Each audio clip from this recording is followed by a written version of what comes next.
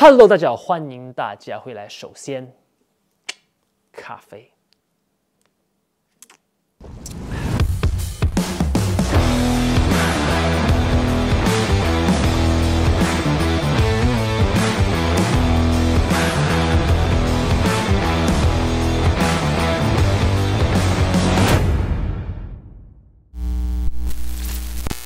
OK 啊，相信现在每个人都在看德国公开赛。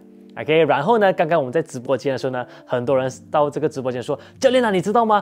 滔天把石宇奇打败了，滔天是不是要回到巅峰了？滔天是不是这个？是不是那个？”好，我不知道。OK， 因为我还没有看那场比赛，所以等下我要去看，挺期待的。OK， 所以我没办法告诉你们到底他是不是要回到巅峰。但是今天我能告诉你的是什么呢？就是关于到这个新的小将昆拉乌特。OK， 很多人那个时候在直播间问我，教练，你知道昆拉乌特把阿塞隆打败了吗？然后我仔细的去看他的比赛，然后我们在直播间也很仔细的教了，也说了他用什么打法，然后他怎么打败安塞隆。OK， 好，今天呢，我就要教你们这个昆拉乌特用的这个快速球。OK， 好，为什么呢？因为他在打那场比赛的时候，对吧？他的很多快速球呢，限制了安塞隆。OK， 他的头顶打高远球，他头顶滑板，每一次他做的时候呢，由于他用的是一个快速球的方法或短发力的方法，每次阿塞隆要去接的时候都慢半拍或者是2次启动才去接。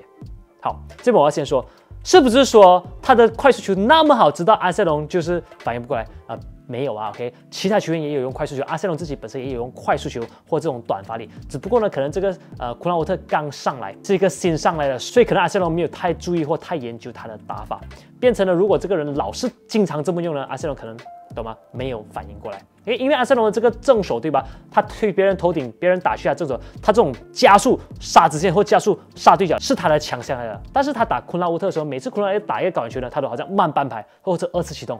OK， 因为昆拉乌特用了一个短发力或一个快速球。OK， 今天我们就在这边很仔细的教你们。OK， 不只是在高远球有这种挑球弹条或平球这些，我们都会很仔细的教。好，在还没有开始之前呢，我在这边再提醒一下，我们即将做这个线下的教练课程班，就教你们怎么样去把发力动作讲得很清楚，教你们怎么看每一个人的问题，教你们怎么从不同角度去教不是那种很传统的1、2、3，不是，我们会教就是身体的结构，为什么有些动作你可以发力得很好，为什么有些动作你发力得不好，或者是为什么你感觉你很有力量，但是有些球你觉得你可以打得更加快，但是你却发不完，你到底是什么东西限制你？这些我们就会很仔细的教，好吗？如果你们有兴趣的话，直接点我头像私信我就行。好吗？最后一件事就是我们的步伐网课已经更新了预约防守，有不同的预约方式，你们可以去看了。现在，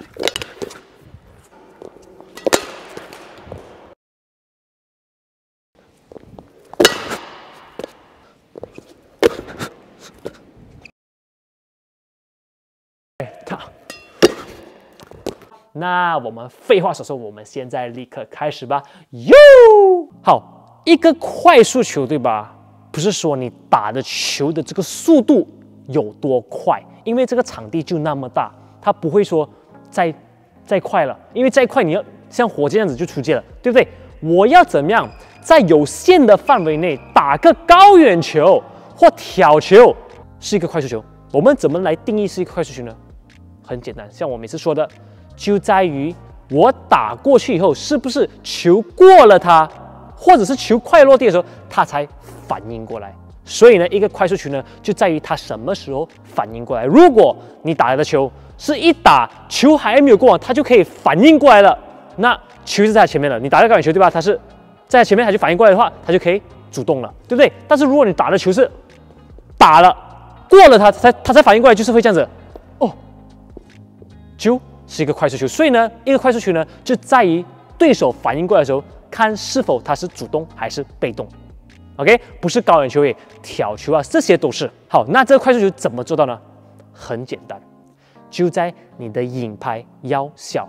很相信你们听说过了，教练说架拍的时候引拍不要那么大，小一点，或者很经典的，别人很多人问我，教练这个弹跳怎么做？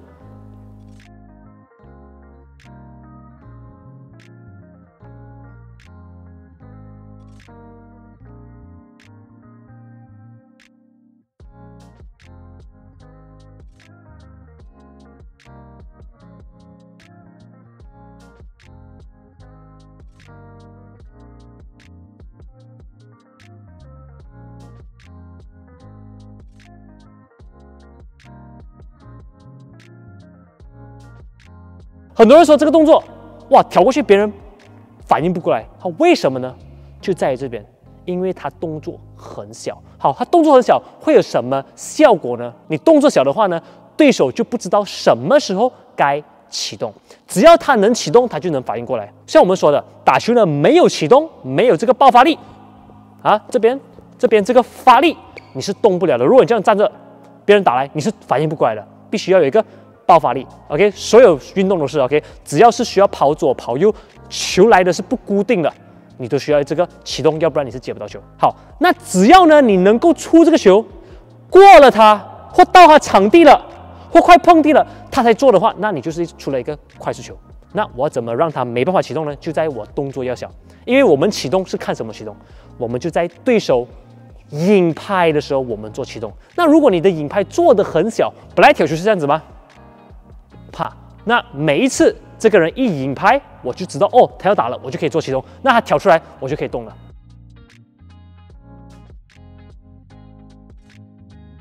但是如果这个人上来他不引拍，这样子直接他，我在等他引拍，哎，突然他没有引拍，这球出来了，我反应过来的时候球已经到这边了，完蛋，我才做启动，哎呀，就很难受了。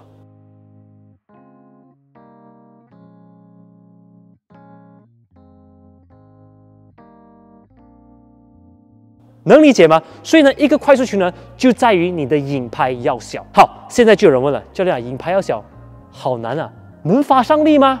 引拍要小，到底怎么做的？这些挑球、这些高远球、这些杀球，引拍小到底怎么做？是不是手指力量要求很大？是不是要所谓的放松抓紧、放松抓紧？是不是这样子？不是啊。OK， 好，在我还没有跟你解释怎么做之前，我先示范一次给你看，好吗？所谓的什么弹跳这些动作小的这些技术是怎么样？好，你们看啊，正常一个挑球我们会怎样？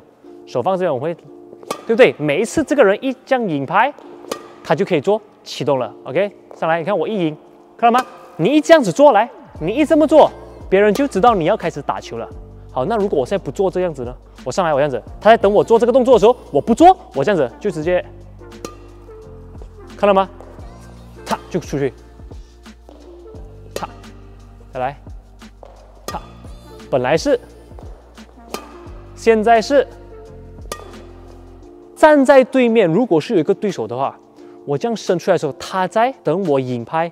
他才要做启动嘛，因为他不可以提前做启动的。你要知道啊，你可能会说，那他提前做启动不行啊？不可以。如果我这样子的话，他先做启动，完蛋了。我拉回来再打的话，他就会提前启动，他就会提前先跑错位置，我再挡个网就没有了，就变成好像我在做一个假动作了。能理解吗？所以呢，他要能够反应过来，一定要在我击球那上同时启动。那同样的，如果高远球，你看正常来说呢，我这样架拍，我做完圈步，我做我的转换重心，我做我的这个引拍的时候呢，你就知道下一刻我就要去打球了吗？就在这个时候，正常人就会做启动啊，推启动，对不对？我要跳起来，我这样子引拍，你就会做启动。看啊，准备好，启动了，对不对？你看，正好我跳起来，我一引，这个时候你就会做启动。正好我一出拍，你踏地，你就可以移动了。看到吗？我这个动作的时候，人就会启动了。现在我不做这动作，我就可能倒一点点，我就直接打了。抬上来，你再等我引拍，我就直接打。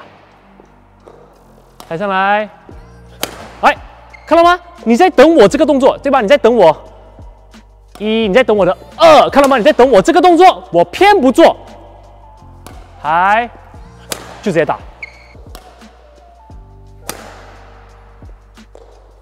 停，打，本来是停，引拍，现在是停，打，OK， 做个吊球。抬引拍掉，现在我抬，我不引拍，我架起来就直接平时推 ，OK 启动，对吧？你看我一拉，你就会做启动。现在我不拉，我直接做停，就错，能理解吗？好，另外一个你会经常看到专业球员啊、双打球员，你看他们拼球，为什么别人会反应过来？为什么你打？如果你从来有没有遇过专业球员，你发现他的抽球好快啊？为什么呢？因为你们的抽球是这样子的，看。然后引拍打，对吧？你们会有这个引拍，别人就知道你要打了，你们都会这个动作，别人知道了，专业球员没有的，你看没有拉，伸手去抓，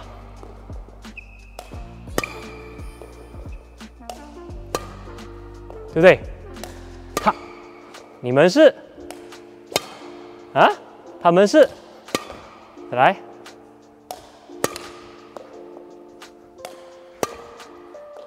看到吗？打过来，这个球出去的时候，你们还没反应过来，哎，球过人了，球到你身体了，你就讲哇，为什么他速度那么快？为什么他手指那么有力？为什么他球那么使劲？其实就在他的影拍小。OK， 好，那昆拉乌特呢的头顶的高远球都是这样打的。按理来说，我们一般会影拍，你会影拍啊？再来。OK， 好，昆拉乌特没有，就直接打。OK， 还别动，就直接打。再来，这个技术你要做什么都可以啊，突然做一个滑板也可以，不动就直接打。OK 啊，这边我再补充一点。好，你们发现到，当我在用一个快速球或一个短影拍的时候呢，这个动作好像打什么球，每个动作都好，不管是挑球或抽球或高远球。由于我的影拍很小，或者是由于显得好像没有在影拍，对方会认为我要打个软球，对吧？我高远球，一般你会等我影拍。就如果一个人影拍越大，他就越像发力吗？但如果这个人没有什么影拍，就这样子打呢，就好像没有发力，对吧？抬拍就直接打，别人就会觉得你要吊球或挡网的时候，你突然弹跳，对吧？你像伸拍，没有影拍，就这样打，别人会觉得哦，他可能是要挡个软球，或者是抽球，抬拍没有什么影拍，就这样子，就别人会认为你要打个软球。之所以这样子呢，很多人被对手打出一个快速球，他们都会好像往前冲，或者是默认别人要挡个软球，只要他一弹一过你，你就慢了。所以一个短影拍或一个快速球呢，不只是可以打出一个让你来不及启动球过你的球，另外一点它会引你去往前，所以它是很隐蔽，甚至有欺骗性的。好，到了这边你们一定说，教练，我现在已经知道你在说什么了。OK， 小动作。好，但是到底怎么做？是不是手指力量的要求特别高，要不然做不出来？不是啊，因为如果真的是的话，为什么一个10岁、11岁、12岁的小孩都能够打出一个快速球？为什么？因为不是你的绝对力量。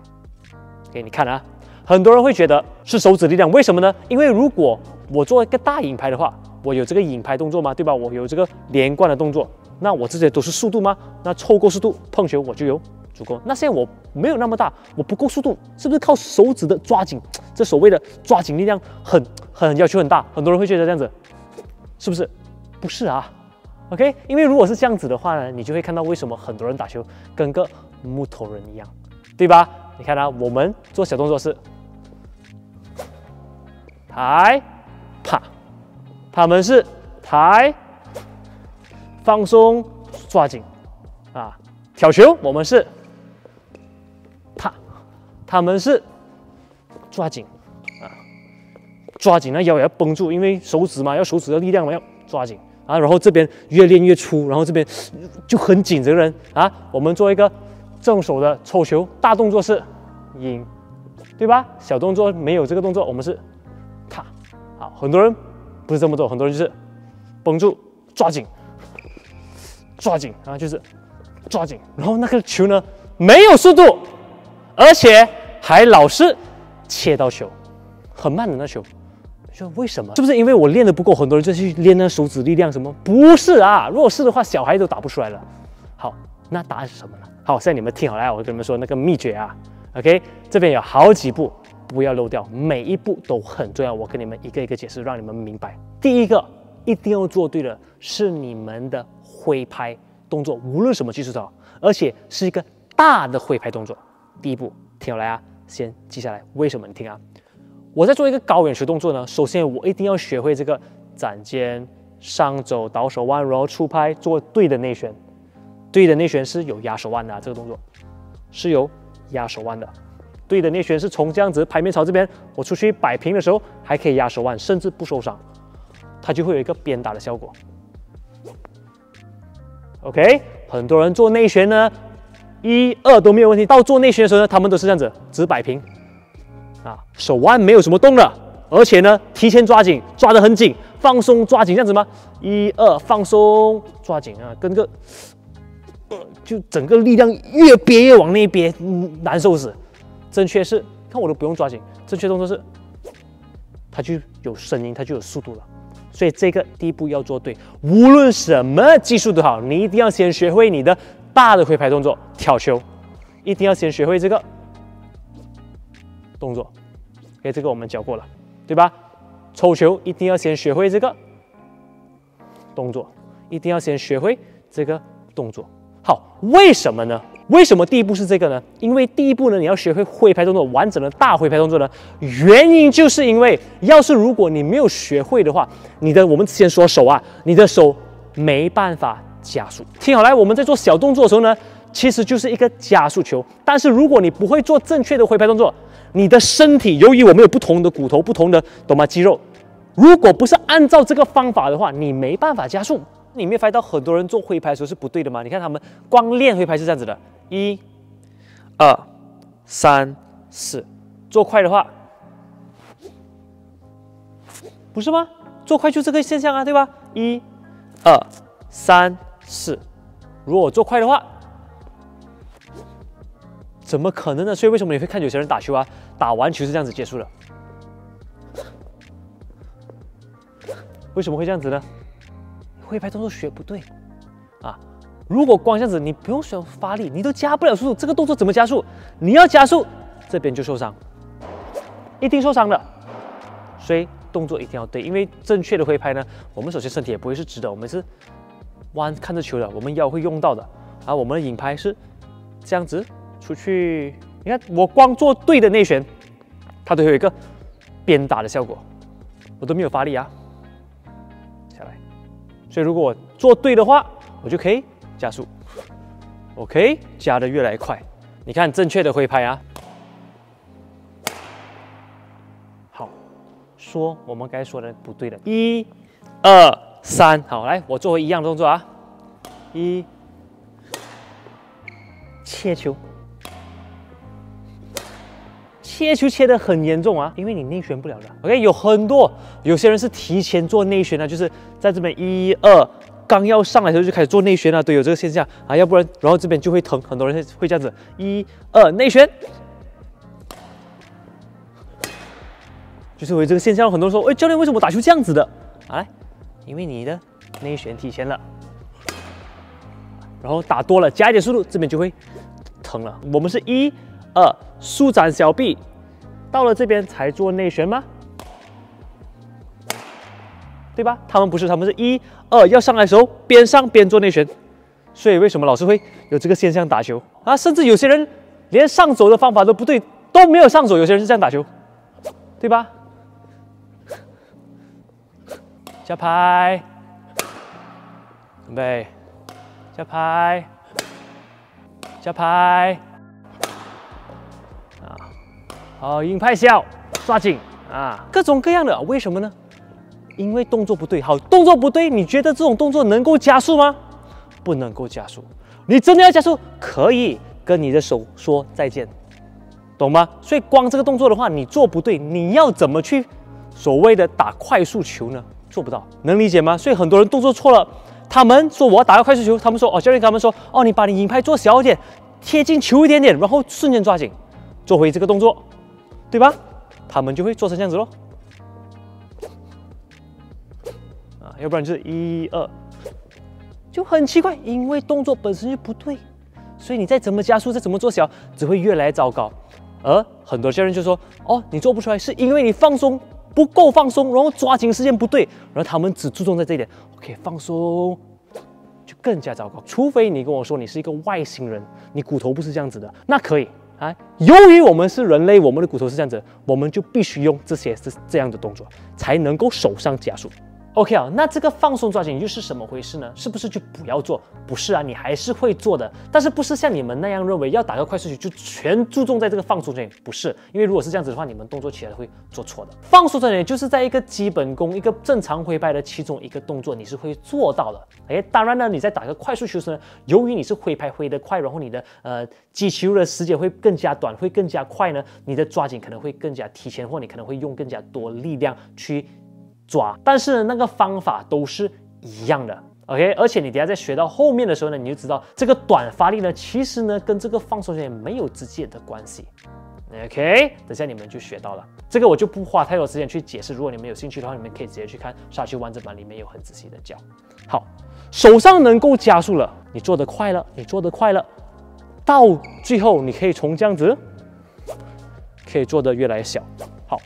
但是听我讲啊，这只是第一步啊。如果你只是学会挥拍动作，你可以加速了呢，你还是打不出来一个快速球的。为什么？因为呢，你的手只靠手做快的话，它最快就这样子而已，最快啊，这是最快了。你觉得这样子能够杀到一个很快的球吗？这个速度，你听它声音其实也不是很大声，对吧？我甩快点，这是最快了。因为如果我甩那么大的速度只有这样子，那我再做小一点，不是更加没有速度，对吧？就更加没有速度啊！因为我现在没有什么影拍啊，这就是你们在面临的啦。很多人觉得，哎，我小动作就没办法加速，没办法发力，很多人就会给你们的答案就是抓紧。其实那个更加糟糕，那更加错。好，那现在跑到第二步了，你学会了任何的挥拍动作，你手上可以加速了。现在你要懂得怎么把力量传出去，这是最重要的。无论什么技术都好 ，OK， 无论什么技术好，你要懂得怎么把力量传出去。只有在你能把力量很舒服的传出去，你的手上再做的小没有问题，因为力量还在传出去。现在你们不懂力量怎么传出去，你们只是会挥拍动作，只能够加速，没有用的。什么意思？你看我的挥拍动作 ，OK， 是这样子吗？好，力量转出去什么？就是转换重心，就这动作，就是这个压右边，然后转换重心，啊，就是这个有这个反攻的力量，这个 OK， 这个拉停有这个动作，看到吗？我这个腰这样绷住。这就是转换重心，懂怎么把这个力量传出去。现在我只需要加上我的转换重心，再加回一样的甩拍速度，你看这个速度就会加1倍了。看，现在是这样子吗？快，加上转身动作啊，更快了。再来，好，那现在如果我想要更快呢？我想要把这力量传得更快，我想要我的挥速可以达到3倍呢？我的转换重心做得更快一点，因为你转换重心做得更加快的话，你的力量传出去更加快，那样你的挥速就会快很多。看，现在我把转换重心做快一点啊，原来是，现在我转换重心快一点，看到吗？我拉左手拉左腿快一点，本来是这样吗？我这个拉左手转换重心呢，没有做得那么快，正常，就比我这个快很多了。现在我这个转换重心快一点，立马不一样。其实你会了这一个，对吧？差不多90%你可以打出一个快速球了。你看到吗？我的挥拍就可以做得小了，因为我不是靠这个来发力，我是靠这个来发力。所以你看，如果我现在不什么引拍啊，我这样加拍，如果我不做转换重心，是这样子的。现在我加上转换重心啊，一样动作，但是你看挥得很快了，看到吗 ？OK， 我这边我顺便说一下，我们这个小引拍还是一样的大动作挥拍，上肘倒小臂倒手腕，出小臂做内旋。现在呢，我们这个上肘不倒那么多了，就在这个动作吗？就在这个时候，别人会启动吗？我现在不倒这么多。我现在上肘的时候，我不怎么倒，我就直接倒手腕。我可能倒那么一点点，我就倒手腕。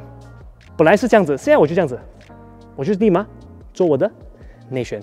所以从这样子变成这样子，看到吗？你小臂没有倒那么多，它就是一个快速球，它就是一个小引拍。但是很多人就发不上力啊，或者更经典就是很多人都不知道，很多人就改动作，从这样子变成。抓紧，手没有上前，没有做这个动作，就是抓紧，怎么可能会发上力？没有可能的。OK， 你做对了这个呢，就是在于你的转换重心，你转换重心越快越对，力量传得越快。我跟你讲，你这个啊可以更加小的引拍，本来你是这样子吗？现在你都可以不用了，直接这样打可以，挺住，挺住，挺住，看到吗？挺住，挺住，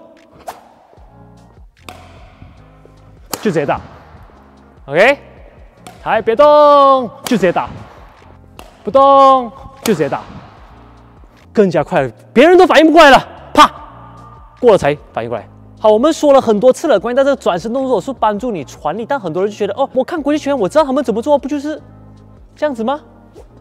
这个我们说过了，这是同步发力，就等于是同步发力，它是很难发上力的。好，现在大部分人都看过我们的一些教学视频，很多人知道是拉左手侧左腿，很多人都知道不是上前的，很多人都知道推不是上前，每个人都知道是推然后往后，对吧？很多人都知道了，现在应该每个人都学到了啊，这个动作好。但是我跟你说，100个人看到这个动作呢，学会拉左手拉左腿，但是还是这100个人呢，还是做错。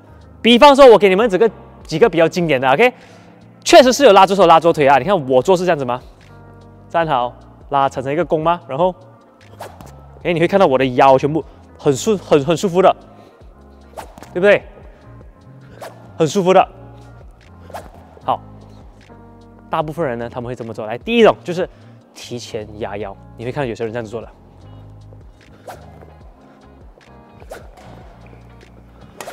对吧？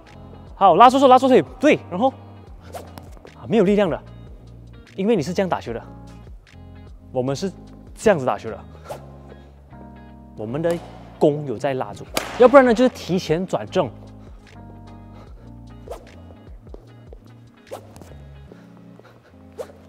我们不是这样子吗？我们是，看到吗？我们弓还是有拉住的。第三个很经典的就是这样子。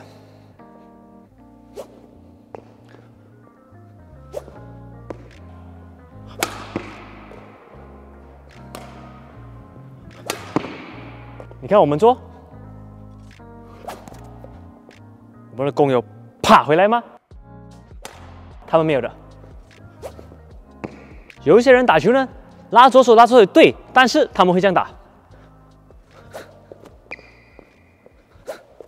这就是他们节奏不对啊。当然，在这个过程中，你节奏不对的话呢，你的弓也是会放开。他们是打完后左脚才落地的，所以你看，算是同步发力，右腿还在这边。还是拉左手拉左腿对吧？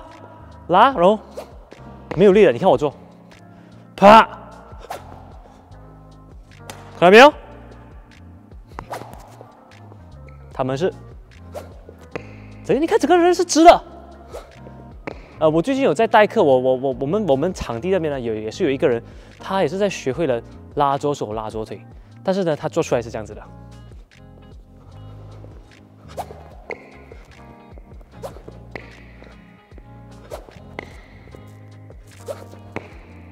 整个人很直，拉左手拉左腿，对，确实是往后转啊，确实是有在往后走，但挥拍不对，第一点。第二点，转换重心的时间不对，所以他再怎么想发力都会很累，能理解吗？所以这些小小的细节呢，一定要懂的。只要有一个小小部位不对的话，你的力传不去，力传不去，怎么做都没有用的。同时，在这个情况，你更别说要小影拍，因为小影拍的话呢，你的这个空间挥拍空间就减少了。但是我们不是靠那个来发力，我们是靠我们转换重心吗？但恰好你转换重心就做的不对，那力怎么传出去呢？能理解吗？同样的，那你可能说挑球呢？挑球有转换重心吗？不就这样子而已吗？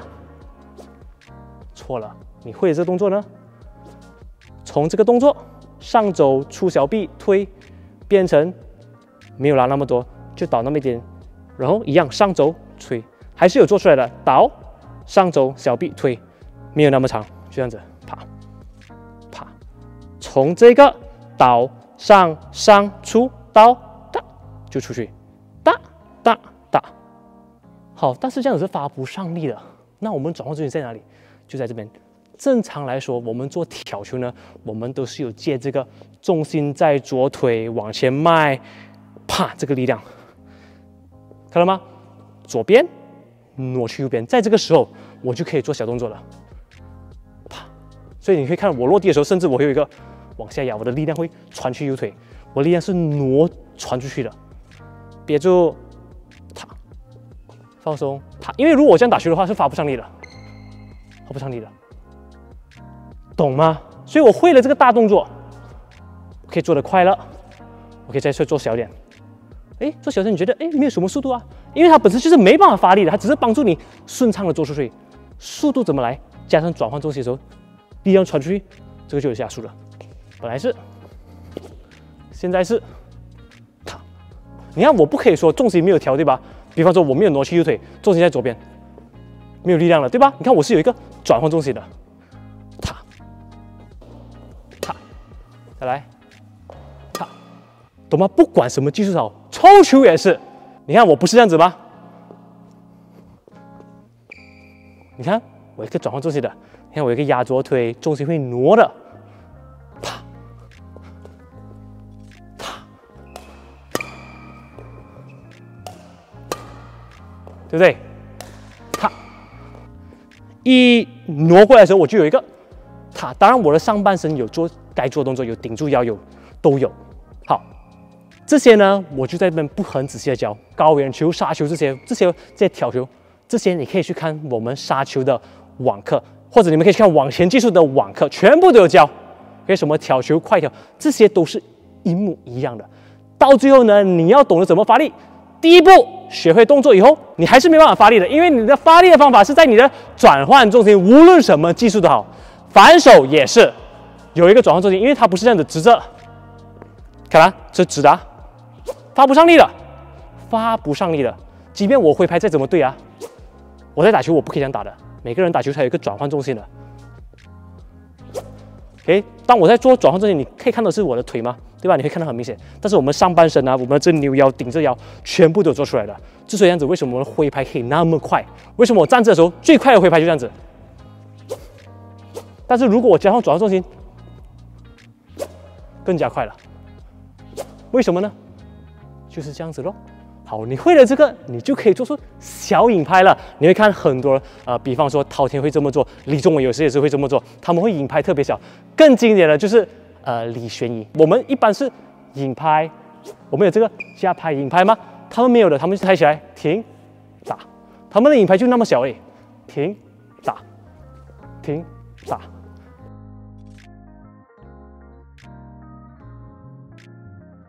停打，我们是拉那么多，他们没有的，抬打，为什么可以做到呢？因为要是如果不做转换重心是做不到的，很别扭，我觉得很难受，很难做的。但是如果我做对的挥拍动作，然后这样子我把它做小一点，加上我的转换重心，我的力会传出去，那就很简单了。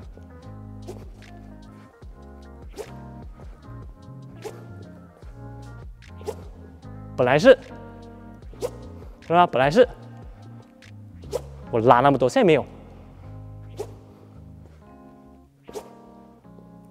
立马可以倒地，能理解吗？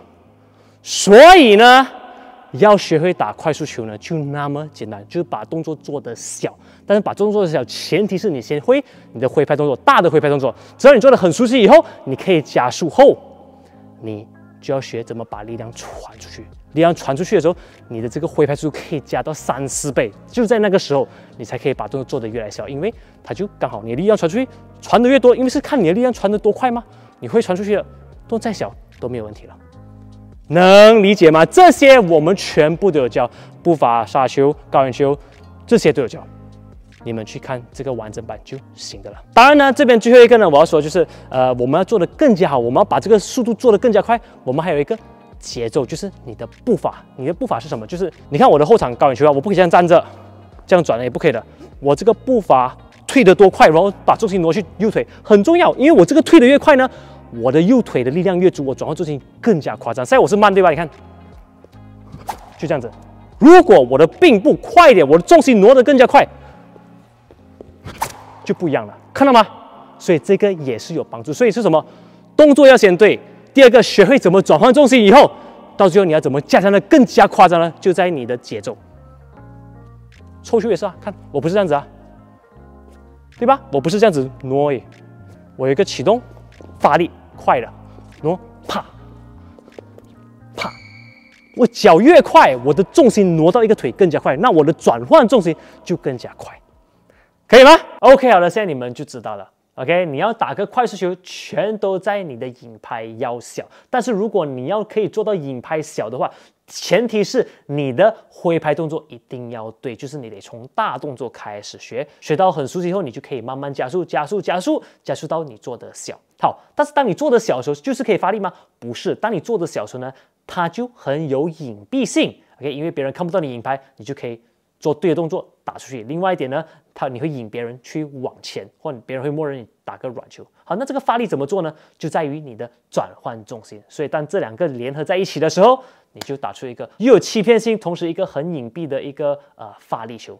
也所谓的就是一个快速球，能理解吗？不管什么技术都是。然后最后我再提醒一下，我们的这个教练课程，如果那些有兴趣的话，直接点我头像私信我就可以了，好吗？那就先这样子，有什么问题在下面评论，我们下一个视频见。